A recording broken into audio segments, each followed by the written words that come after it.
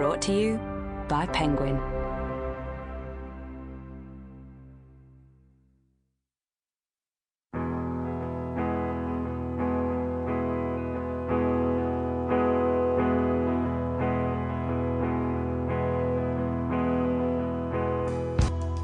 The Hard Crowd.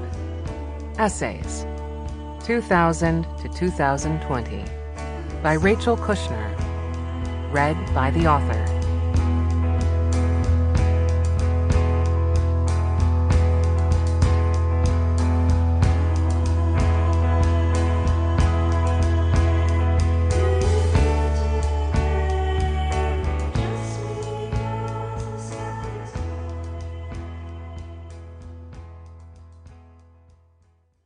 This book is for Peter Kushner and Pinky Droston Kushner. What others get from me is then reflected back onto me and forms the atmosphere called I.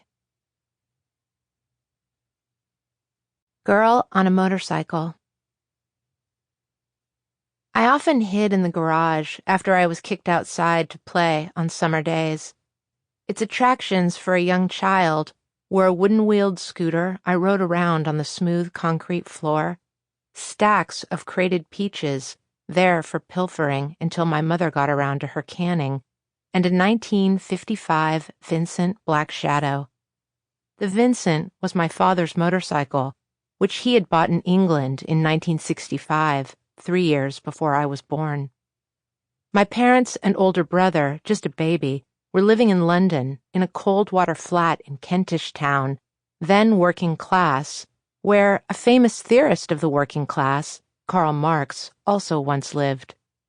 While my 22-year-old mother was upstairs boiling diapers on the stove, in a pot she filled from a common spigot in the hall, my father spent his days working on his motorcycle on the street in front of their building. When it was too dark to continue work on the bike, he went to the pub to read books, as the electricity in my parents' flat ran on a coin-operated meter and was prohibitively dear, at least for them.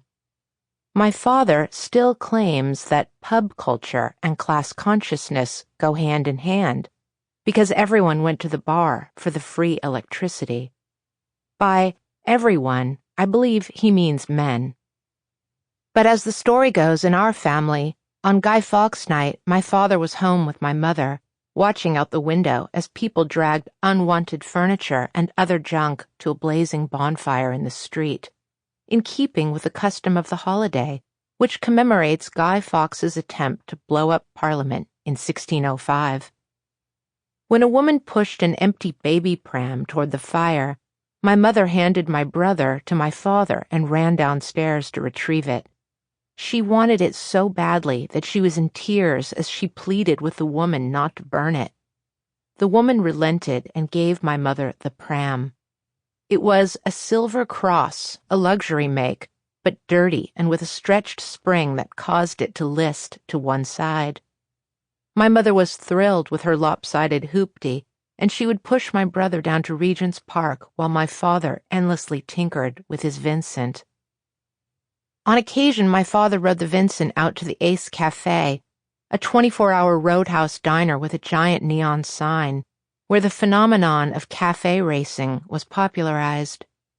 A Vincent Black Shadow was an exotic bike at the Ace, where people mostly had Triumphs, BSAs, and Nortons, tricked out with drop bars and rear sets.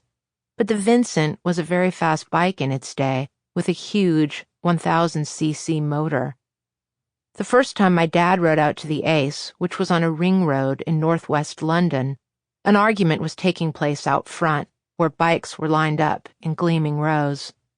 Some misguided troublemaker was defending the mods. The Ace was strictly a rocker scene. Mary Quant and the fashion world had claimed the mods and their dandyish androgynous look, their Vespas and Lambrettas, as an ascendant trend, one that threatened to overtake the rockers as the image of cool. My father asked one of the rockers, "So what's this about?" The guy said of the mods, "They're fucking women is what." The rockers were men and needed you to know it. The mods were... Sample complete. Ready to continue?